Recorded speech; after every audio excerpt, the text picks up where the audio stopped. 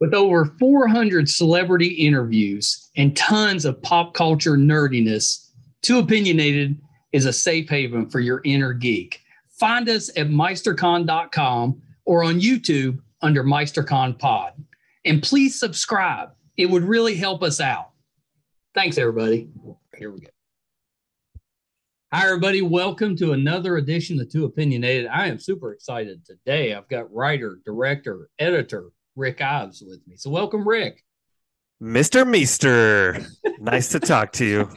I'm so pumped to be here. And I know your shows range in length. Sometimes, you got like 30 minutes, sometimes a little longer. Yeah. I hope you're comfortable. This one's going to be long. This is going to be a long one. Let's do it. I'm okay with the long ones. I like to do the long ones because I'm such a fan, man. I just want to hear everything that you have to say. Oh yeah, and I hope you're ready because I got my inner geek ready for you. And it's gonna be a little vulnerable. It's gonna be a little scary. I have a big geek inside this body. It's a safe haven, so you can bring your inner geek in here. There's no judgment. Thank you. Good. I see you got your running shirt on. Oh yeah. Yeah, do you run? Dude, I love it. Yes. I just finished. I don't like running outside, which I know is ridiculous. But that's completely backwards of real life. I know. Everybody hates running on treadmill, but I like the treadmill because I just put I was watching Doom Patrol today. So I just put. Okay, I have a treadmill. I've done 3 runs on it in the last year because even if it's like moderately warm enough to go outside, I'll still go out, even at like 32 to 40 degrees, I'll still be out there. Good. I love to run. I've done 5Ks, 10Ks, half marathons, did a marathon. I did a couple triathlons last year. Oh my gosh, you're like serious running. All my t-shirts are like race shirts. I usually put in about 15 to 20 miles a week. Oh yeah, okay, that's about where I'm at most of the time, unless I'm training for something longer. And that's usually three or four trips to the treadmill. You just put on the noise canceling headphones and put on the TV and go for it. Just go. I usually, run for about an hour if I get on there. And way to go. I hate the treadmill. Although the last couple of runs I did there with noise canceling headphones for the first time, and it makes a huge difference. It does. It's like, this is not as miserable and harrowing as it usually is. I find it's a way I can watch stuff. It's like I'm still get your steps in. Yeah. So I tend to stick on shows that I either know a ton about, so I don't have to necessarily pay 100% attention, or it shows that I don't need to pay 100%. Right. Yeah. Because you're running, you're going to look down and just you're not paying as much attention. You got to pick the right thing too. I do better with documentaries when I'm doing that. Really? Because it's not something I would like sit and watch for fun usually, but See, okay, that feels a little bit motivating, like educational. When I first started running, I used to run to the 100. I kind of binge watched. Oh, right, the show, the show. And I did that because I really liked the opening theme song. It is like it would get me motivated to run for that song. But That's since then, now I just get on there and run. I don't even particularly like it. I just, pandemic, I got chunky. You don't particularly like to run or the show, the 100? No. The 100 is a pretty good show. But okay. I don't particularly like to run. Well, I love it. I love being outside. I love the fresh air. I come back feeling great. And I could tell if I haven't done it in 3 or 4 days. Yeah. Isn't that funny how just a couple of days off, you have to take a few off or you just beat yourself to death. But right. You can tell it if you go, say 3 or 4 days without going. Then my mood is down. My energy's low. I'm more tired. I'm not sleeping as well. That's where it hits me is I don't sleep as well. Right. Exactly. So I'll stick to like 20, maybe a little more miles in a week, unless I'm training for something big. But once I hit like the 30 a week, what you're saying, it starts to wear me down. Like, oh, what am I doing this? I made that mistake several years ago. I was running I was doing, 60 miles a week, maybe. It was it was pretty intense. I had this goal. I was going to run 2,000 miles for the year. And I did. I ran all year and just beat myself to death. I mean, my knees and my feet, everything was just a mess. But I got to December 31st, and I needed 13 miles to get to 2. And I'd set it up that way. I was like, I'm going to finish with a half marathon. Yeah. I'm going to run it. That was a bad idea. And, well, for a couple of reasons, and that was December 30th. I had 1,987 miles. I have 1 day left. So I wake up the morning of December 31st, and I had the stomach flu. Oh, yep. Oh my gosh, I was dying. There's no way I couldn't have run, 10 feet, let alone 13 miles. So I missed it. I ended the year on 1,987. Finish early, just like homework in school, man. You do it right away. You can't wait till the last. I didn't leave myself a cushion. Big mistake. So did you do any races while you were training that much? No. Oh. Just me and a treadmill. So I once heard that training for a marathon and only running one is like paying for a buffet and only getting one plate of food. It's like, man, you put in the effort. Don't waste it. You got to do a race now. Don't waste it. I totally wasted. Because I was so discouraged that I didn't hit that stupid goal. This goal that I set, nobody else cared. I set it, that I didn't run for like 3 or 4 months after. It totally just discouraged me. And then it took me a long time to kind of get back into it. But then, the pandemic came along. None of us could do anything, except eat. All you had was time. All I had was time. Like the streaming first couple services. Weeks, yeah, we binged. In some ways, it was kind of great, but not great, for the physical well-being. Well, in some ways, I'm jealous of you because my kids were 1 and 3 when that happened. And you didn't get to do anything. All I could think was, man, if this had happened when I was in my 20s, I would have been in heaven. Yeah. Yeah, the first 2 weeks, I was just like, well, this isn't bad at all.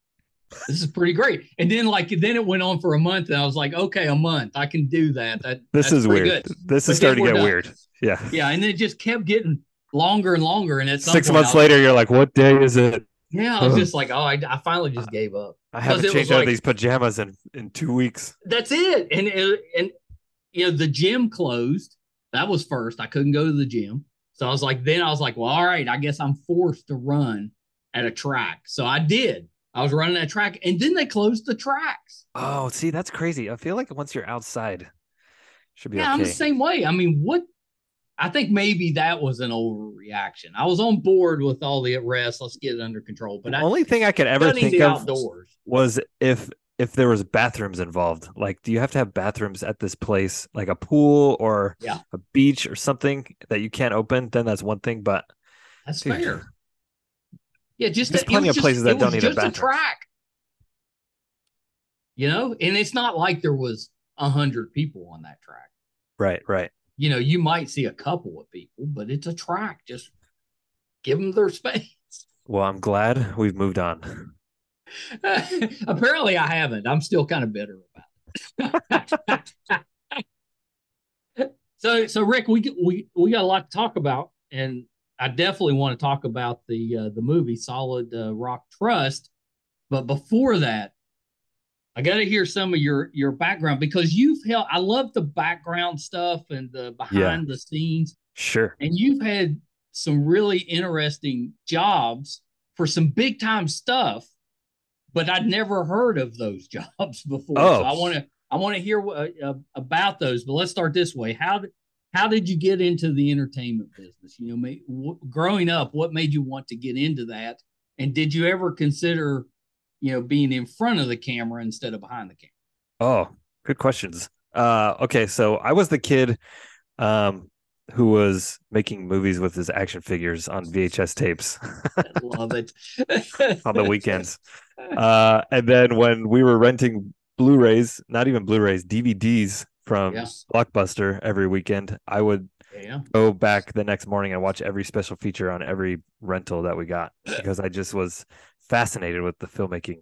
And when I found out you could make a job out of that and you could go to school to learn how to do that, it was like the light bulb clicked for me. That's what I have to do. So that was always what I aimed for. I went to college to do that. I got my bachelor's degree in art, film, and lived in California, and landed a job pretty much right when I graduated. I lucked into this job working for James Nice. Cameron. James Cameron, actually. So that was for his 3D. I've heard of him. He seems like he knows what he's doing. I started there the day Avatar 1 was released. Oh my They gosh. were all standing around talking about this movie that they just watched on Thursday night because they all went to the premiere and how great it was and what a great experience it was. And I'm just standing there like in the back of the circle, like, where am I right now? I didn't even know where I was. And it like finally clicked that, oh, this is Avatar. I got to go watch that. So I went to go watch it that night. And, you realize what it is in 3D. It's incredible. Yeah. Goes on to be the biggest movie of all time. I know. And and I went into it, and probably like a lot of people, I've been like, what is this? Yeah, what is this? I don't know. I'll check it out. So, and then, it was amazing. So I worked there for 3 years doing 3D dailies. That's post-production. So we process all the film at night, except it's a little more, it's not film, it's digital. It's a little more complicated because it was 3D. So they're shooting 2 cameras at a time on everything. But man, went all around the world doing that kind of stuff. So, I mean, what are the movies that you had never heard of before? When I heard of the movies, it's just the jobs. Oh, okay. Gotcha. Yeah. Okay. So I was doing 3D dailies. I worked on Hugo. I worked on Journey to Mysterious Island. I worked on, I know, for like a nerd, you worked on all the nerd movies. Yeah, totally. And then eventually I kind of got out of that and I took a job doing regular dailies over at Pinewood Studios in Atlanta. That's where I live now. And that was for a little movie called Infinity War and Endgame. So maybe you've heard of the Avengers movies. I've heard some good things about it. So those were back to back. That was a year out of my life working nights doing dailies on that. And then sometime after that, I transitioned over to the editorial department, and I knew all these people at Marvel at that point. Yeah. So I started doing Disney Plus shows. Loki, and I know you did all the Marvel shows. Falcon, Winter Soldier, Miss Marvel. So so I came in as an assistant editor. So now I'm the person receiving all those dailies every morning instead of doing them at night. Gotcha. And so I'm not the editor yet, working there, one day. Yeah, one day. But I prep all the footage for the editor do? Yeah, so I prep all the footage.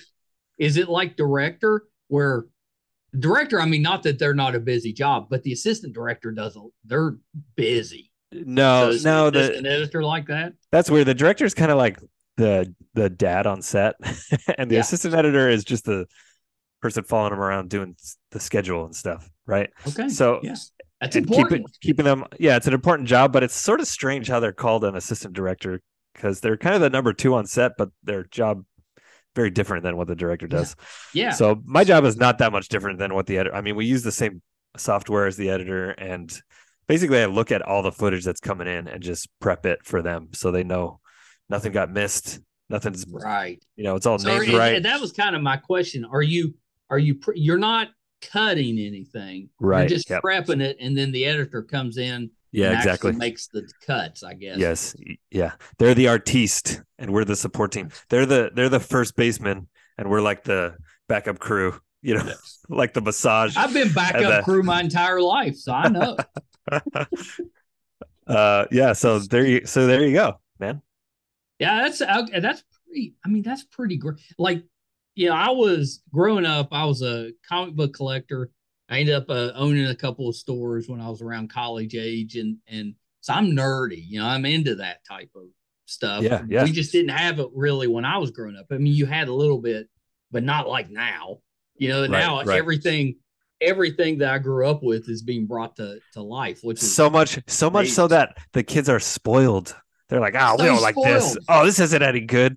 Like, this Star Wars wasn't that good. It's like, dude, when I liked Star Wars, there was gonna be no more Star Wars.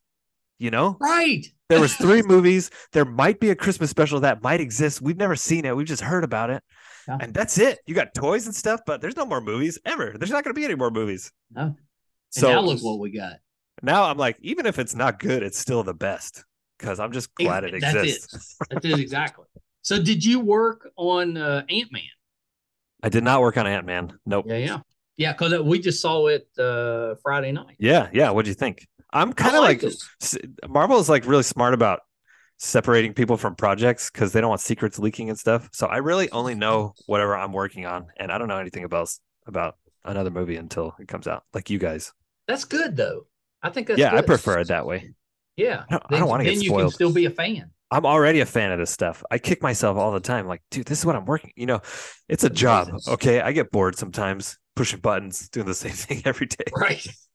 And then I'm like, but look at this. People would kill for this job. Hold on tight. Yes. That's like a dream job. It is. It is my dream job.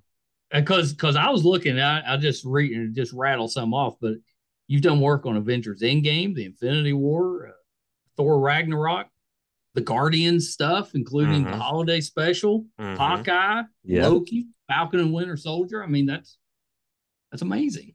Yeah, it's fun, man. I mean, I wish I could tell you anything else besides that. So if I step through the credits, will I see your name in there? All of those, everything you just listed. Yep, totally. I kind of want to do that now. Go for it. It's funny, those projects, the credits seem to just go and go and go and go because there's so many people involved. Ant-Man may have been the longest one I've ever seen. I think Endgame like broke records because it was like 14 minutes of credits. Crazy. Yeah, Endgame probably was. That was so and long. Still I get people messaging me, friends from high school or whatever, like, hey, I saw your name. Really? How long did you sit there and just read? Like, you didn't know. Well, yeah, Marvel's got us trained, like I was watching Ant-Man, the first, the mid-credit scene, whatever they call that one, that comes on pretty good. The people behind us, the whole row got up after it was over. I was like, is this your Where are you going? Movie? Where are you going? They got burned too many times by the joke ones, and the Ant-Man one was actually really good. Yeah, it was pretty good. But they were gone. They left. I was like, I couldn't believe it. So sad for them. It's like, rookie? Well, what I felt bad was it was a mom and a group of teenagers. And I was like, there's a mom that does not understand. Yeah, and you know what? Marvel has me trained so badly that I scroll through credits on Netflix or HBO Max on any movie. just in case. Because sometimes they hide them in there. And I miss them and I'm upset at myself. So even on like... Well, when you're going through there, do you know some of the people? You're like, oh, I know them. Oh, yeah. Yeah, definitely. That happens. But I'm saying even regular movies. Like we watched a rom-com on Valentine's Day with my wife. And after the end, she's like, what are you doing? Skipping through to make sure there isn't a sequence. No, I do that. There's not going to be one. Come on. Yeah, I know. But I just have to. At least, especially on like DC stuff. Anything that's comic book, they'll probably do that, but Marvel kind of invented that. I have to think about when I started because I know it's been done. They're the ones that made it, famous. Well, it used to be you'd see they'd like they put bloopers. The gag reels. That's always fun. Pictures, like if it was a story based on real people, they put the pictures at the end showing the real people. But yeah, Marvel kind of started the whole. That would be an interesting thing to look up because I'm sure that it's happened before, but it would never, to the scale that it does now. Yeah. But well, so did you ever have a desire to step in front of the camera? Have you done any acting? Ooh, you know what? I'm not an actor. I don't do what those people do. It's incredible and difficult, and I'm way too scared to do it. But I was an extra in Independence Day Resurgence because I was working on that movie, and I got to be friends with the second AD just so that I could say, hey, I love Independence Day. Put me in this movie. I want to be in the background. So she said, all right, let's do it. They found a week that I wasn't working, and I just kept going to set. And so you can go find me. I'm an alien prison guard. I'm not an alien. I'm a human for a prison for aliens. I'll find you on there. And I'm in there I got a shot that's like 3 or 4 seconds by myself, like waist, like a cowboy. Yeah. So you can just enough to get a screenshot and send it to like all your family. Yeah. And then a couple times, elsewhere in those scenes, I know it's me, but it's the back of my head or my shoulder, like they're shooting over my shoulder, that kind of stuff. So I'm like, there I am again. That's the back of my head. Oh, I'd totally be doing that. That's the only time. That's the only time I've been in something big. You know what? I tell people you should sign up to be an extra once on a big movie. Yeah, because it's super fun. You show up to set, you're getting paid dirt, but there's free food, and it's so boring. By hour 6, you're like, I can't believe this is a job. I'm tired of just standing here. There's no place to sit. I have to walk this route over and over again. There's nothing to do, and you'll never go back. You'll never do it again. But you'll have that memory one time. That one time, so when I was in high school, I had gotten a job at a comic book store, and I was just starting, and my family decided they were going to take a trip to the beach, and I was like, well, I just started this job. I can't go anywhere. I just bought a car, started this job at the comic book store. I was living the life, you know. So they go to the beach, my brother and my parents. Immediately, like within hours after them leaving, I wrecked my car. Oh. And I only paid $1,000. It was like a '78 Malibu, but it was still a car, and I had wrecked it. So it immediately totaled it, and it didn't even do that much damage, but it was only worth like $1,000. So it totaled it. So I didn't have a car. So they were gone. I didn't have a car. I still had to figure out how to get to work and that stuff. But so they get down there, and they're filming the movie Shag at the beach, and all of them got to be extras in that movie. Oh, that is so cool. And you totally missed out. I totally missed it. And I was such a Phoebe Cates fan. Big Phoebe Cates fan. I was dying. And my brother, like, they paired him up with another girl extra, and he gets to like hold her hand walking down the street. And you can see him plain as day. Because they like put the camera on him as he's walking through, just a crowd scene. And I'm like, son of a bitch. That is so funny. Well, the other thing, we were talking before the show about me living in Georgia area, but they shoot so much down here in Atlanta that actually the town I live in gets a ton of that work, because we've got like an old timey feel to our downtown. Oh yeah. So I see that stuff all the time that I'm not even working on. Like they did the new Jumanji movies here. You know, all the not jungle stuff was in my town. All the Walking Dead stuff. We've had a ton of those Walking Dead actors on the show, and oh, nice. That's all here. That group of extras, they seem to love it. Really, I've never talked to any of those extras. They do, you know, a lot of those zombies and stuff. It's the same people all the time. That is so cool, because it must be hell to be out there. Has to be 90-degree heat, 100% humidity, covering all this blood and mud and makeup stuff, you know, like rotting flesh. Yeah. And you're just outside sweating it away. And you know, it doesn't pay that much. I know you get free food, but come on. And so let's see what else. They did Lovecraft Country in my hometown here.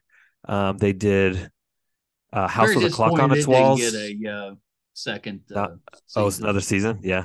I wish. What else? House with a Clock on the Walls. That's a good one. Yeah, that house is 2 miles from my house.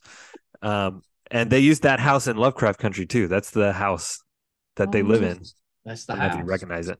Yeah. Well, I do now.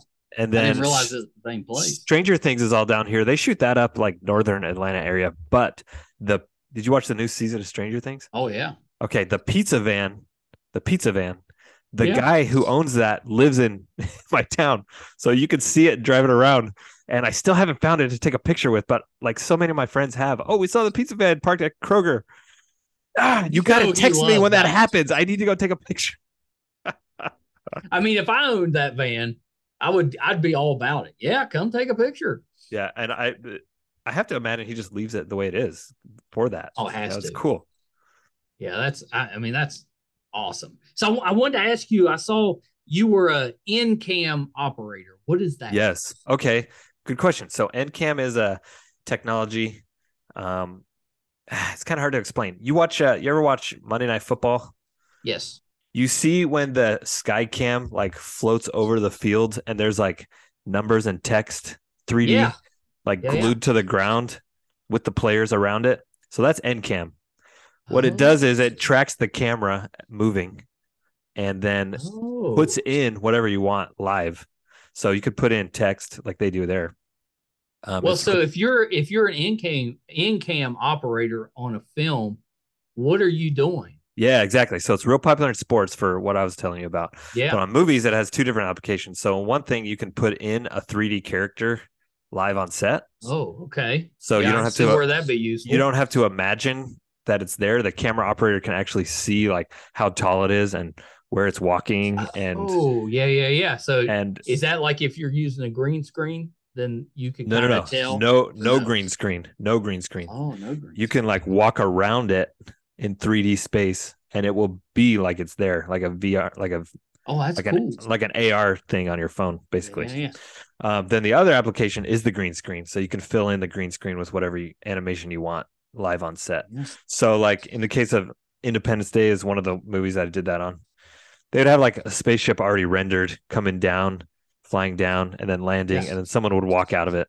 So you could tell the cameraman, okay, imagine there's a spaceship up there and just kind of follow it down. But with this technology, they can actually see it coming in and landing, and then the actor knows when to That's step out cool. of it. Yeah, it's super cool.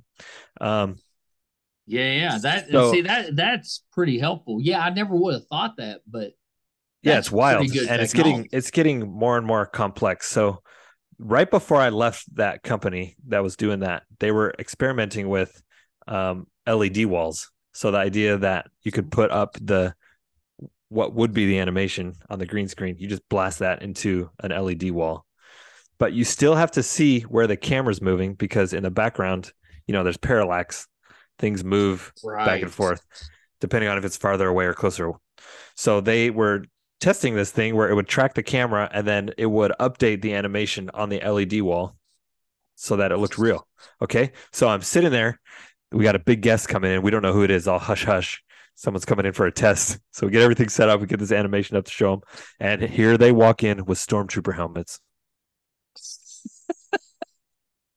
And it was the Mandalorian crew. Oh my gosh. That's amazing. So I actually left that company before they shot the Mandalorian and then ended up getting a credit on Mandalorian season 1 doing dailies. I mean, that's awesome. And I did about 2 hours of work on that show.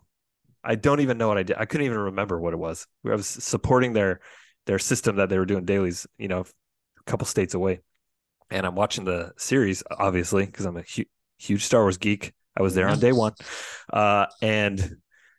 And my name's in the credits. I had no idea. I mean, did you get a picture or a screenshot of it? I was never even on set. Oh, I have a picture of the credits. Yeah. Yeah, the credits. That's what I mean. I didn't. So I start texting my friends who are on that. Why am I in the credits of this? Oh, yeah, we did you a favor. We got you in there. That's Thank you. awesome. I'm in a Star Wars credit. Yeah, thank you. Well, I saw it on your IMBD page. I saw that on there. That's. I mean, that's pretty great. Well, and you did Man in the High Castle too, right? Yeah, so that was also in cam. They were using that Yeah. technology on some key VFX shots. That was an older one. That's awesome. That was I was a big fan of his books, so I was pretty Yeah, excited when Phil that K. show. Dick. Yeah, his stuff's amazing, and of course you've got so many, Blade Runner and all that stuff. That was a great show. They shot all that in Vancouver, and I'm blanking on his name now. Rufus. What's the actor who was the main Nazi in that? Oh, the main guy. Rufus something. I'm drawing a blank. It'll come to me, but yeah, you know Rufus his something. face. I know his face. He's got black curly sure. hair. He Oh was yeah. so nice. He was so nice. I was standing there with my monitors. We have like the animation up that he's gonna walk into, Yeah. and I like look over my shoulder, and he's just standing next to me, looking at what I'm looking at. Like, hey, this is pretty cool, huh? He's like, yeah. He's an English guy. Yeah, this is very interesting. I did a movie where they used this. It was the angel. What was the Greek gods one Oh, that he was in? hang on. It was a huge flop. Yeah, it didn't do well. No. Yeah, He's like, I did something similar to this on this movie, and I was like, oh yeah, this one's a little more advanced than that one, maybe, but that was cool. And he like stood there and chatted with me a little bit. That's Oh, awesome. That's what makes being on set so fun. Yeah, because you up. never know. Yeah, being with the actors a little bit. They're interested in what you're doing. You're interested in what they're doing. Just love that stuff. Well, a lot of actors they want to do directing and producing and all that stuff. So they're interested in all the pieces. Yeah, yeah, totally. Because they're trying to learn it. Well, that's pretty awesome. So, did all of this help you when you did your own? Oh, totally. All you got to do is be on set, for a movie, a big, big, big movie, and you see what goes right, what goes wrong. Nobody sets out to make a bad movie, even at the $100 million level, and it still happens. But why? There's just a million things. So it's kind of an Yeah, there's education so in much to seeing. keep track of. It's an education in seeing like, oh, I wouldn't do it that way. Oh no, I wouldn't do it So that way. when say a water bottle's left on set Coffee for cup. a scene, like or a cup or yeah, a coffee cup or whatever, who gets the blame for that? Is that the editor? Or is that the assistant editor? Um, I mean, I know whose man, fault it probably is, but you know who what? actually gets the blame? I've never been involved in a situation like that, so I can't even tell you. It's someone on set didn't notice, the editors didn't notice, the assistant. I mean, it's not that they didn't notice in the edit. They probably knew it was there, and it was probably a VFX removal. Yeah. And then that new VFX with it out didn't get put into the cut by accident Yeah. That's and kind it of what got I missed. figured because it shouldn't be that hard to take it out. No, My they guess, know it's my there. guess was somebody forgot to take it out. Same thing with like when you see the boom come in the top by accident. Yeah. They know that's there. They probably scaled in the shot so that you didn't see it, and then at some point it got It got put removed. in or Yeah, not removed. Yeah, I the think zoom that in. behind the scenes stuff I think so fascinating. But we got to talk about Solid Rock Trust. So tell me the story behind Yeah, this one. Where'd the idea come from? What made you decide to do, say, screenplay instead of a book? And then, how did you go about getting it made? yeah. Thank you. And so this is a feature film that I just released. The first time I've written, directed anything, and you watched it, right? I did. Okay, Yeah. so you watched it. Yeah, I think you told me you watched it Yeah. with your family and stuff. So let me tell for the listeners so they have a little context real quick. Yeah. This is a bank heist movie like you've never seen before. It's totally different. Um, it's about a woman who is a hacker type. She's in a single room for the whole movie. That room is not in a bank. She's far away from the bank, but she's communicating to her team what to do. And every step of the way, she's there telling them what to do. The hook is she has all these different accents and languages, and none of them know she's the same person. So she's pretending to be all these different people. Yeah. And everything that happens in a bank heist movie is still going to happen. We got gunfights and double crossings and big secrets to be revealed and why are we stealing this and cops get called and people dying, all this stuff. Except we never leave her. We never leave her point of view. And you get to know the characters and the whole situation and watch this unfold from her perspective. It was a really neat angle. It's a roller coaster ride, I tell you. There's some twists, there's some surprises. So what do you think? Did you see any of that stuff coming? Or I'm terrible at seeing anything come. Oh, okay. Along. So no. At least you're honest. I just along for the ride, wherever you want to take me. But first of all, I love the actress. Yes. She did a really good job with the casting because if she was bad, the movie's not going to be good. Totally. And she was really good. I thought it was twisty, so it kept you guessing a little bit. It had just a little bit, I think for us, it just had a little bit of humor, which I kind of liked. Right. Yeah, my wife likes that too because she has trouble with real intense scenes. When it starts getting nervous and stuff, she has to distract herself. Right. So just a little bit of humor that helps her, kind of. Yeah, there's a lot of drama and suspense, but we got some levity in there too. You got a little bit in there, which I think. It's a bank heist. The nice thing about a bank heist movie is it's got stakes and stuff, but it's also not real. It's not real life, so we can kind of laugh and have fun. Nobody's robbing a bank in real life. I mean, I'm not. You aren't. None of the audience is. We're just here to be taken on a ride. Have you ever been in a situation in your life where things were so bleak, the idea that came to you was, I'm going to rob a bank? Never. I always wonder about the thought process there. It's more got to be an easier way. It's more the fun of setting up like a chess game, like Ocean's 11, where it's like suave and cool, and there's this puzzle that they have to solve, and there's no way to do it, but we watch them find a way anyways. That's the fun of it. That is kind of the fun. So where did this idea come from? How did you come up with that? Because it is a very unique, look at a bank heist. Because usually you're right there on top of the action. This year, kind of a step back, but you're still getting all of it. Yeah. It's just filtered kind of through her view. First thing is I love contained thriller movies. Every time something pops up on Netflix or wherever that's like this person's stuck in this room, I'm there. Even if it's bad or good, I gotta watch this. I gotta see if they pull it off. There's one called Buried. It's Ryan Reynolds, the whole movie in a coffin. Love that one. I took a lot of Yeah, I see. inspiration from that one.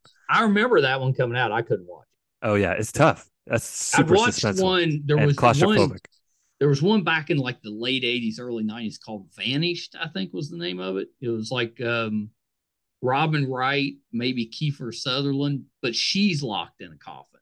Oh, I've never seen that. Yeah, okay, I'm gonna have to look that one up. Oh my gosh, it was so stressful watching that when Ryan's came out, I was like, I can't. There's another one called Lock. That's Tom Hardy in a car the whole movie. I've seen that one. Yeah, that one's good. There's another one that is more recent on Netflix called The Guilty. That's Jake Gyllenhaal in a 911 call center. Yeah, is that one good? Never leaves.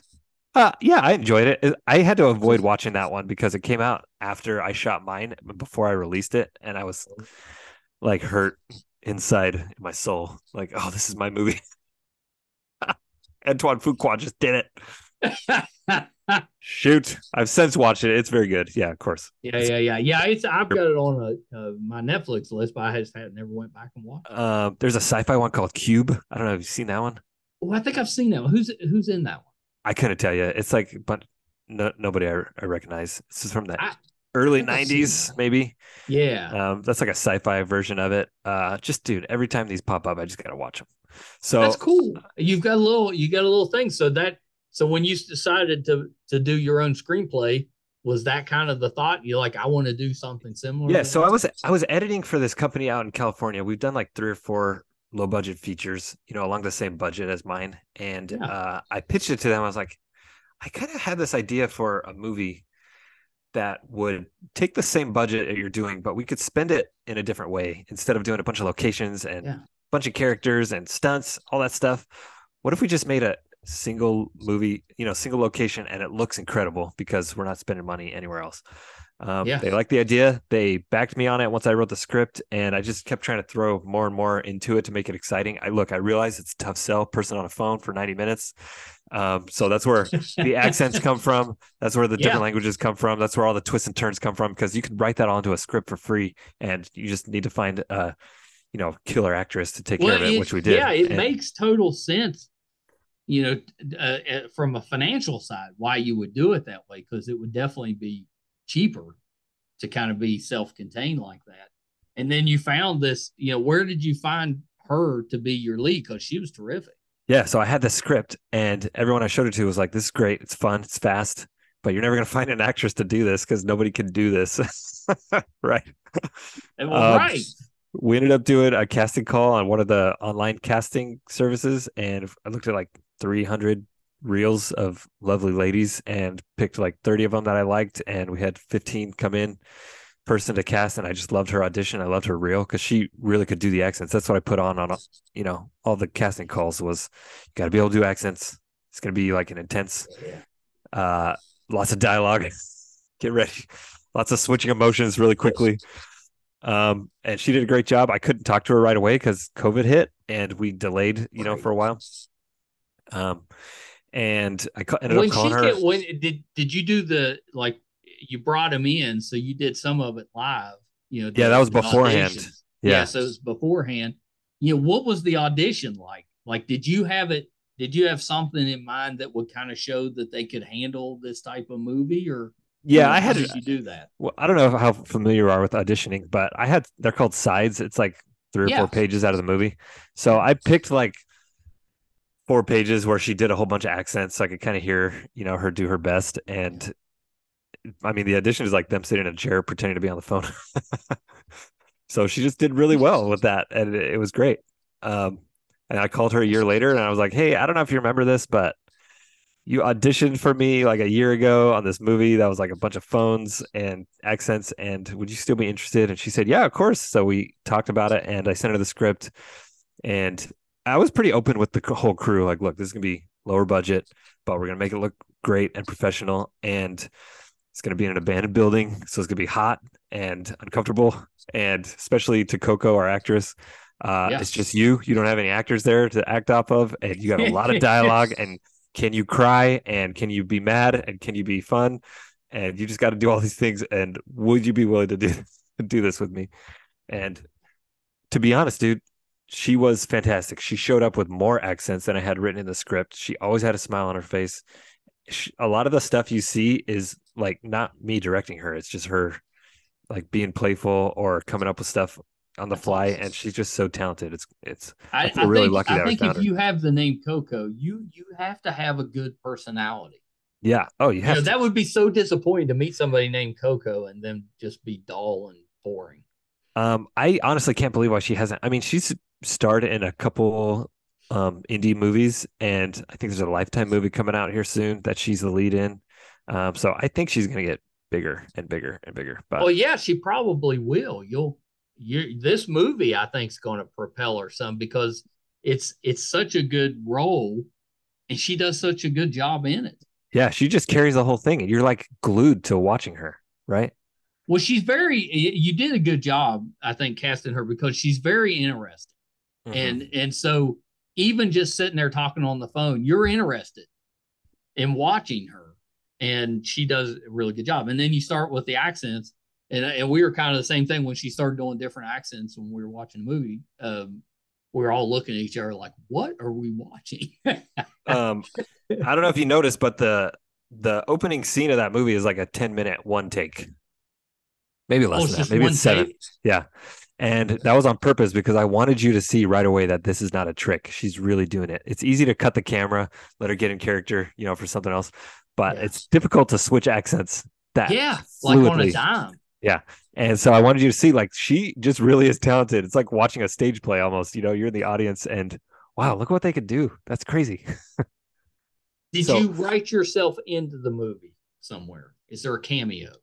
Oh, am I like physically in it? Yeah. I'm in there. I'm in there at the end. One of those. I'm not going to spoil it for anybody. Yeah, we thought we had seen you when we were watching it, but I wasn't sure about it. But yeah, it was close to the end, so I'm sure that was. But on a more, a different level of did I write myself into this movie? Yes, because she is me, basically. I don't trust anybody. I want all the control. I'd like to sit in a room by myself. Do the accents? I cannot do that part of it. But it's funny. People are always like, write what you know. And I've never robbed a bank before, and I've never been a criminal, but I do know what it's like to not trust anybody around me. And so I think I sort of did write myself into this movie. How long did it take you to write it? It's funny. I wrote this as a short when I was in college, but I could never get it short enough to actually be a short because I wanted so much like setup and payoff that it was never less than like 25 pages. Yeah. So, I mean, if you're counting that, it was like 7 or 8 years, but it took me like, I don't know, a couple months to write once I was finally doing it. Yeah. So, and then we shot it in 11 days. That's really fast for a movie. I don't know if you know. That is super fast. Usually a movie is like 90 to 100 pages and you shoot like 3 to 4 pages a day. So it's like 30 to 40 days. Yeah. And we did this in 11. So our biggest day was like 20 pages. And I think that's the best stuff. That was all the intense stuff at the end. That's was all crammed into one day. And it was tough on her. At the end of the day, she's she's probably worn out. So much crying, so much yelling. Yeah, because it's the majority of the movie is her. That'd be tough. She was probably tired. Yeah, she was. She was probably tired. That's their job. Is the rule like a minute per page? Like more or less, yeah, more or less. So my script was like 107 pages and it ended up being 97 minutes. Partly because the whole movie's dialogue, it's just like so fast. Right. But in most cases, you're looking at a minute. Well, that's what, like me especially, I love good dialogue movies. That's the part, like character development. That's the part I really enjoy about TV shows and movies. So I was all in. Oh, good, nice. Well, what does your family think? You guys watched it like with a group and stuff, right? Yeah, so I had my wife, I had my best friend, his wife, and my son Brett that does the podcast with me, his fiance. The best thing I can tell you about the movie, this is a pretty good indicator that it's worth watching. Yeah, nobody got out and played with their phone. Oh, nice. Yeah, I even have a hard time doing that sometimes. Yeah. Well, I watch my wife do it for everything. All the Marvel movies, the one we're watching The Last of Us now on HBO. That's kind of the big one, and it's pretty intense. Yeah, she's playing on her phone. She's still down there, but she's she can't do too intense. That's why she's she at. can't handle too intense. She's like, I'm just gonna check out for a minute. I'll come back when this is over. But that's it. That's exactly her. But she didn't bring it out Nice in this one, and I was sure she was going to, because there's some moments I was like, oh, we're gonna see the phone getting kind of tense, or she's going to get up and go get a drink or something and break up the tension stuff. But she hung in there. One of the only things I think we've watched that we didn't have to pause at some point so she could take a break. Oh, right. Gotcha. Well, the last thing I wanted it to be was boring. So even though it's going to be one person on screen, I would just make it fast, make it exciting. Yeah. Every 2 minutes, she's got a clock on the desk that she has to keep the phone calls under 2 minutes. So I was like, this is an exercise for me. No scenes longer than 2 minutes. She's got to hit that button. She's got to hang up the phone, start at another one. And it's really like that in the script. Like, this scene is 2 pages. This scene is 2 pages. This scene is 1 page. And then it just flies. It begs you to keep up with it, I think. Yeah, it's fast. It's fast, but it doesn't seem like it's not a difficult watch. It's not so much that you're lost. Fast. Yeah. You can keep up with it, and it goes by really fast. Like it ended, and we're like, it's already over. But you've been there for an hour and 40 minutes or so. Yeah. So it's a normal sized movie, but there's no real lulls in it. So you don't. You don't have those moments where you're checked out or whatever. We were very nice. Oh, that means so much to me to hear you say that. So thank you so much. Yeah, it was really good. So any plans for a sequel, spinoff, any other visits with this world? We have to see how this one does. Like I said, this is my first movie, and we're releasing it through indie rights. Maybe you've worked with some people who've released through indie rights before. Oh yeah. But so they're a distributor, but we got to see how it does. And I have an idea for 3 of these at least. And that's awesome. The funny thing is, I started writing scripts to be a better editor, to hone my editing skills. Yeah. So I felt like if I could understand why screenplays are put together the way they are, then I can understand what I need to be doing, with the footage and what's important and what I could leave out. So I've got like 4 or 5 scripts already written just for fun of all different, pretty awesome, of all different budgets. You never know. This one does well. Then if you bring them out, much easier to get rid of the second one. Yeah. So I haven't written any more of these, although I have them kind of like mapped out in my mind.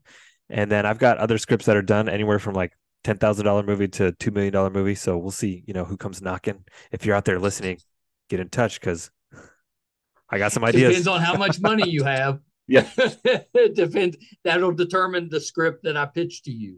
But the nice thing about Solid Rock Trust is it's just a heist movie. So we could do that again. I could come up with a dozen different heists. Oh, yeah. And then have them in like a different kind of location, but she's doing it, remotely. And then what else could go wrong? I think that's a fun idea. Yeah, I think that could be, you could make it into a little series revolving around that character, or spin off into different directions. You're thinking maybe you could you're playing 4D chess right now, Mike. I know. I'm thinking too far ahead. There's that type of movie. There's a lot of different ways you could go with that type of film. You don't have to have, it doesn't have to be a bank heist. It could be any type of. Right. Yeah, totally. Could be a museum. Maybe you're getting into, it could be something with a hospital. Right. It just has to be something you're trying to steal something. And then, look, when I started writing it, the goal was, it was more of a game, really. Like, okay, here's all the things that have to happen in a heist movie. I still want to hit all these points because you want to follow the tropes and the rules of the genre. Then but we're just going to do it in a way that you've not seen before. And there's still more to play with on that, I think. Have you got to do like a screening at a theater? We've had a couple, I wouldn't say theater. We've done like backyard screenings and stuff for people that have been fun. That's been kind of it so far. I did submit to a couple big film festivals and felt like maybe I couldn't compete with the still $2 million to $5 million movies, which is tough. It's tough. But the other reason I didn't keep trying that was those film festivals want you there, and I don't know if I could do that, man. I'm like full-time job already, and I got a family. It's tough. And I Have can't you ever been to a film festival? Yeah, I used to work for a film festival when I was in college, so I know like the ins and outs and stuff. Yeah, But you know it. Yeah. I just don't have 2 or 3 days a week for a year, Yeah. to do. So we decided to just release, and I just want to get it out there, let people watch it. That's all. Yeah. Well, yeah. So let's talk about that. Where when's it out, and where can we watch it? So it did just come out on Tubi. So you can watch it right now for free on Tubi if you search Solid Rock How Trust. does that work? Like if it's out on Tubi, does that mean that Tubi has paid to show it? How are you making money if it's shown? Well, the trick about Tubi is it shows ads, and it's not as many as you're used to. Like I can't hardly watch Hulu with ads because it just seems like so many commercials. Yeah. So this one's not as bad. You don't even need a credit card to sign up or anything. You can just go to it like YouTube. We've got Tubi. Yeah. And you could just watch it there, and then the owner of the property gets a cut of the ad revenue. That's it. Oh, very nice. Depending on how many people have watched it. That's it. So, and then it's also available for rent on Amazon or Google Play or YouTube Movies. And then in June, if you're listening to this after June 2023, it will be available on YouTube. Same thing with ads for free. And then at some point it'll be on Amazon Prime probably and Roku channel. And distributor awesome. rolls it out slowly to different places. That's awesome. So did you reach out to like Tubi and some of these other places, or do you hire somebody to? No, that's what Indie Rights did for me. That's what your distributor's job is to do. So when you're releasing a movie on your own, you can do. I mean, I reached out to a lot of distributors to try to get deals, and had a couple offers from places, and I went with the one that I liked. There's another one called Film Hub, which is where you go if you couldn't really get a deal you liked with anyone, and then it really is you. You just put it on, and it's like a marketplace for streaming services, and Amazon and Roku and whatever streaming service just goes to this place, and they're like, okay, what's new this week? We'll take this one, we'll take this one, we'll take this one, and then they put it on their platform. And again, you get a cut of the ad revenue, but it's just more work for you. It just depends on that's pretty how awesome, much you want to do. But at least you've got that option. If nothing else worked out, you can go. Totally. It's cool that it's becoming easier and easier to get, to make a movie and to get it out there. Yeah. The problem is it's becoming easier and easier to make a movie and get it out there. Yeah. I say the same thing about podcasts. The great thing about podcasts is anybody can do one. Yeah. Low barrier to entry. Yeah. The bad thing about podcasts is anybody can do one. Yep. There's just so much out there, and it's hard to rise above the noise. Yeah. It's brutal, but if you're involved and you enjoy it, pretty worthwhile. Yeah. Yeah.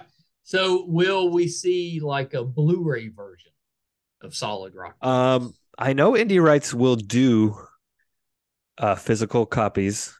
I think if you request it, but I think they have to see it have a certain amount of traction first before they bite off of that one. Yeah, because there's upfront costs involved in that kind of thing. Yeah. Which there's not really for streaming. We kind of like to have a director's cut. You've seen the director's cut. I was the director and the editor and the producer and everything. So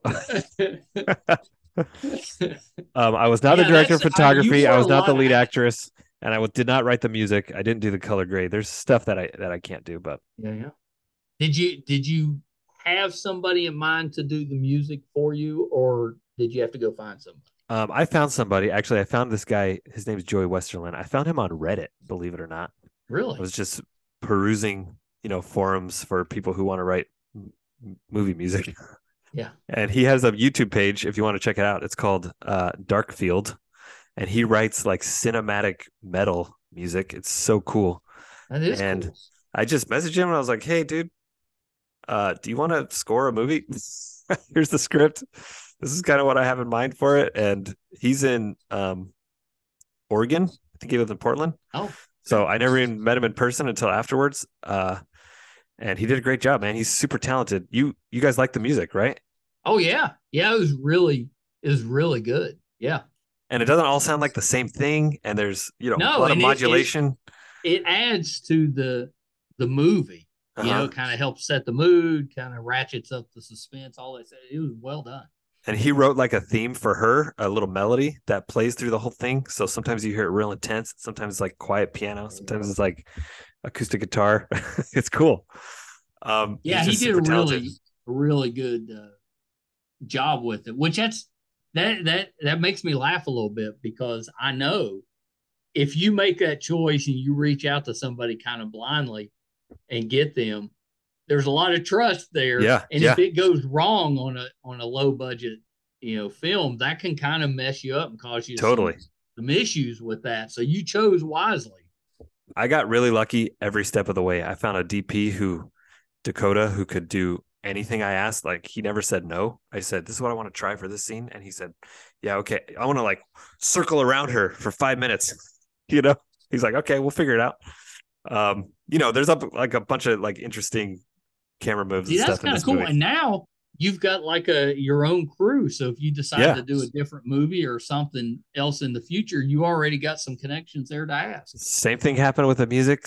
We had to let our sound guy go like a week before we started shooting for some other reasons. And I was like, oh, I have all this stuff in place. I can't find a sound person. What am I going to do? And this guy just fell in my lap, Jeremy Rock, and he rocked, man. He just showed up on set, so professional. Awesome. And it's movie sounds. You might know what it's like to go through and make a good looking movie, except the sound quality was bad. Yeah. It just destroys it. Yeah. And it's the same with a podcast. We ran into that a lot early on. We're like, yeah, pretty happy with the episode, the everything we did, and then sound quality. Yeah. So again, I found Coco, and just every step of the way, I found people who were really good at what they did. Up and comers, like hadn't had their big shot yet, but who were still really talented. That's what I was looking for. And we made something I'm just super proud of. What was it like the first time you sat and watched it? I mean, that's pretty cool. That doesn't exist. There was no first time. It literally, like, I sat down and started editing scenes, and then I edited them some more, and then start putting in music, start doing all the visual effects. I had to do all those computer screens. I made those from scratch, all myself in After Effects. Well, like when you did the backyard viewing, did you get to sit and watch it, or were you too busy doing other stuff while everybody else is? I couldn't do it. I'll be honest with you, Mike. I couldn't do it. I had to walk away. Like, I can't sit here and watch this. I think a lot of people were like that. It was tough. Yeah. I like the idea that you're out there watching it by yourself, and if it goes bad, then I don't have to know. And if it goes good, you're gonna call and tell me. Oh, that's true. That's true. Usually, I mean, people are normally pretty polite. So if the movie's not very good, they're probably not going to tell you. Right. It's tough. They'll definitely tell you if they liked it. Because I'm working on it and I'm showing people, like versions along the way. Like, hey, what do you think? Is this working? Is this not working? Yeah. And everyone who who you're showing it to is, oh, it's so good. Oh, this is great. That doesn't help me though. I need to know what's not working so I can make that you better. need to know the good and the bad. Well, that makes sense. But did it surprise like your family? Did they know you were working on a movie, or when you got done and be like, "Hey, I made a movie"? They're like, "What?" No, they all knew. My parents actually came in and helped watch the kids while we were doing it all for a couple weeks. So yeah, it's just tough, like figuring out if it's good or not, because you think it's good and you're working on it and you're like convinced it has to be good or else, but you just don't know. And I'm just real happy now. We got like a really good IMDb score, a really good Rotten Tomatoes score. Yes. So the fact that it's out there now and people are responding to it well is real encouraging. Yeah, that's terrific. With that, is there like if somebody came and they said, "Okay, we're going to throw $5 million at this," so you had all this extra money that you could use for, would you really have changed much? Because it doesn't seem like it needed a ton for this movie. Yeah, for this movie, I wouldn't have accepted $5 million. I would have done this for one at the most. Well, that's kind of what my point. It doesn't look like a movie that was not well funded. Right. So I'm not sure how much having extra money would have changed the actual movie. I would have had a couple extra days so we could go a little slower. I would have had a crane so I could do some more of this. Yeah. We do have some of that, but not a ton. And I would have had a script supervisor. Well, take a little bit off because that was tough. Yeah, especially when you're shooting. It's not like you're like moving to a location and you're setting it up. It's like, this is the location, but we're at a different point of the story. So At some points, she's got to be dressed a certain way, or she has blood a certain way, or the desk looks a certain way. And oh man, that's kind of complicated to keep up with. But did you run into any challenges that you weren't expecting? the weather was tough. We were shooting in the spring, and down here we get rolling thunderstorms at that time of year. So yeah, every day was like, I have to move the schedule around because it's going to be raining this afternoon. It's going to be too dark to see anything in there. And also the rain is so loud on this tin roof that you can't hear her anyways. So that was tough. The hardest thing so far is the marketing. Man, I had no idea it was that hard to do PR on a movie. Oh yeah, the marketing's the hardest part, I think. I've told this story to a couple people, but Marvel has their own marketing team, and they're always like asking for, "Hey, we need this version of the edit for a trailer or whatever." And before I was always like, "Marketing guys, you're cute. You go do your thing over there. What are you even doing? What are you even doing? Just go play with your sandbox."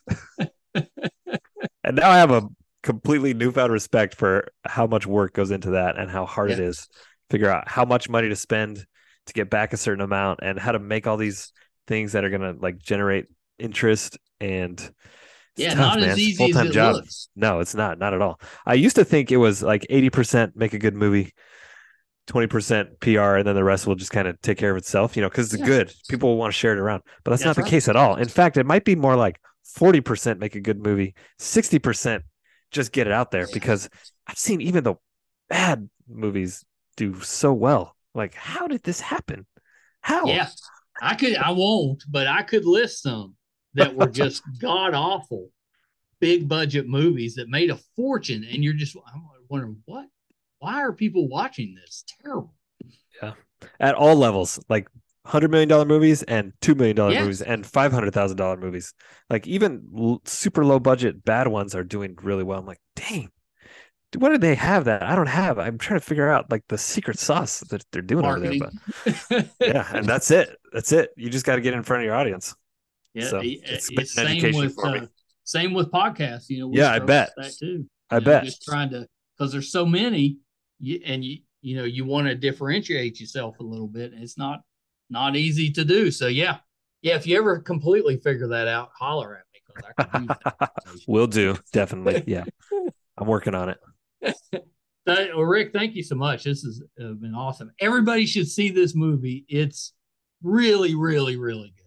Thank you. Yes. If you're out there and you watch it, leave me a nice review somewhere, IMDb or Rotten Tomatoes. Yeah, I'll do that for you. I'll put one out too. That would be great, because Mike, as well as anyone, it's the reviews that carry you. You need that. It really helps. Yeah, it helps. It helps you get a bigger audience. It helps viewership, all that stuff. When you have a choice between 3 different things, you're going to go with the one that had 1,000 people look at it already and say, this is pretty good, instead of the one that has 3 people look at it and half of them were like, nah. It's so funny because we do that, and we'll get the majority of what we get is very positive. Right. But occasionally you get one that for whatever reason they didn't like what you were doing. Oh, for your reviews. Yeah. Yeah. And there's always going to be those. They're always going to be out there. Be that. Yeah. But you could get 1,000 good reviews and one bad one, and that one bad one. And you're awake at like 2 a.m. And there's nothing you can do about it, because that's just the way it works. If you let people review, you're going to get some bad ones. Yeah. Well, you're doing great on this show. You have some incredible guests. So I appreciate that. Yeah. Dude, you had Hercules on this show. Come on. Oh man.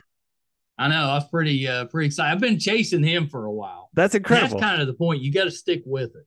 Yeah. You got to develop the relationship, stick with it. Finally caught him at the right moment. And yeah, pretty great. Yeah. I've always said that we'll put our guests from this show up against any other podcast. I think we hold up pretty well, but that doesn't necessarily mean we're going to have an audience. Right. Yeah, it's tough.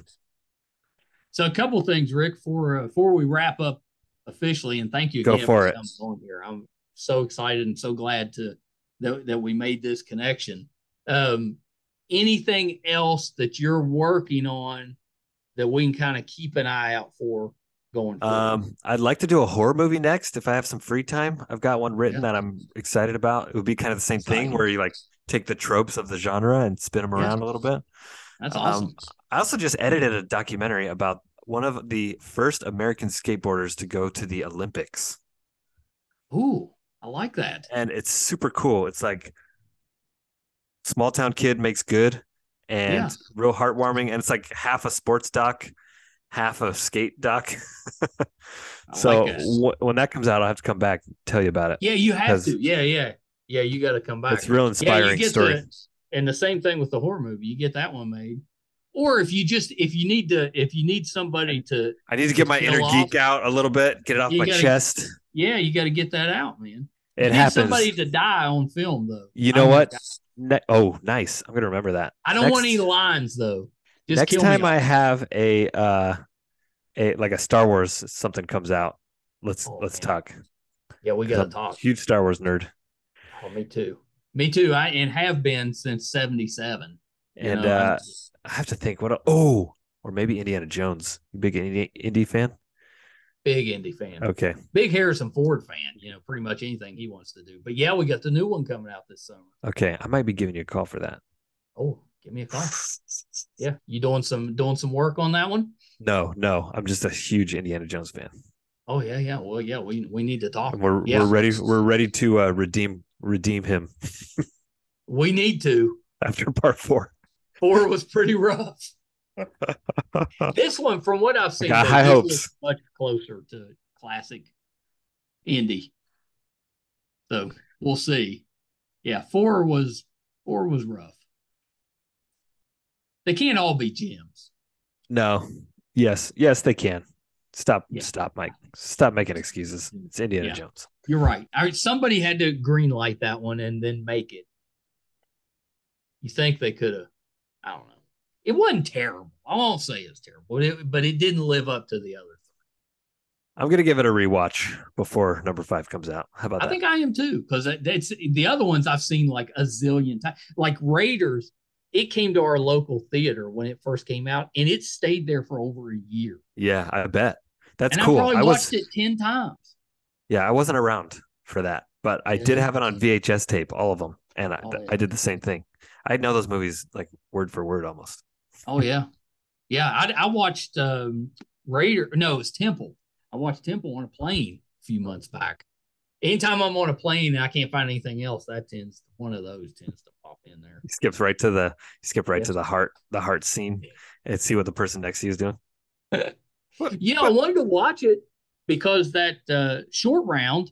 Oh yeah, Everything Everywhere. Yeah. So did you see that movie?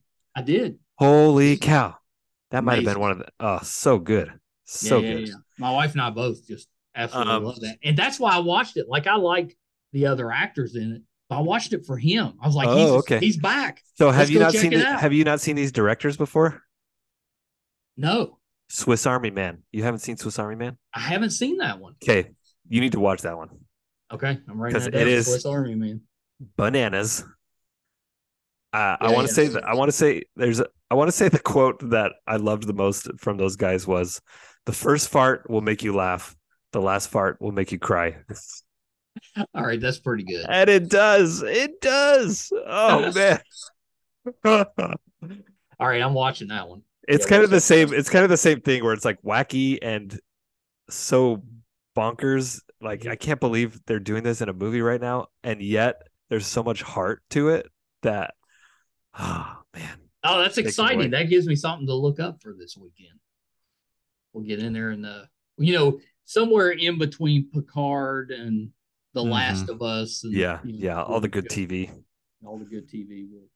We'll get that in there. So last thing, Rick, before we go, where can we find the movie and where can we find you on social media? Oh, yeah. Okay. So if you search Solid Rock Trust in Google, you'll find us. We're on like Facebook and Instagram and I saw Twitter, you on Instagram. all that stuff. And I'm going to give you the link to put in the show notes of our link tree. So that'll keep updated like all our socials. Oh, perfect. And yeah. Whenever the movie's available in a new place, you can just go right there and you'll see, wherever it is at the time. So, perfect. And you can watch it in all those places we talked about. And I hope you do. I hope you like it. I think they will. I think it's going to do even better than what you hope. I hope so. Yeah, it's really, especially for your first kind of big movie that you're doing. Really well done. Yeah, thank you. That's not easy. Usually the first time you make some mistakes. Right. You're just like, I did some shorts. I did all that stuff. I made those mistakes. Yeah, you got them out of the way with the shorts. Right. Ready for this. Well, Rick, thank you so much. It's been a blast. And we have to do it again. Okay, great. Thank you. Yeah, you're so welcome. Okay, hold on one second. If you're a fan of this podcast, you know how much I love highlighting independent, smaller projects that are well done. This one was really, really well done. So please help support the movie. So it's Solid Rock Trust. It's from Rick Ives, who, what an interesting guy. And I love the behind the scenes stuff that he's doing with the Marvel movies and TV shows. So hopefully that gave you a little different perspective on some of the things that go on a movie set. And then, to take that knowledge that he learned on set and actually make his own screenplay that got made into a movie. I mean, it's just amazing. Please lend Rick your support and watch Solid Rock Trust. You can watch it now for free on Tubi. So check that out. It's really well done.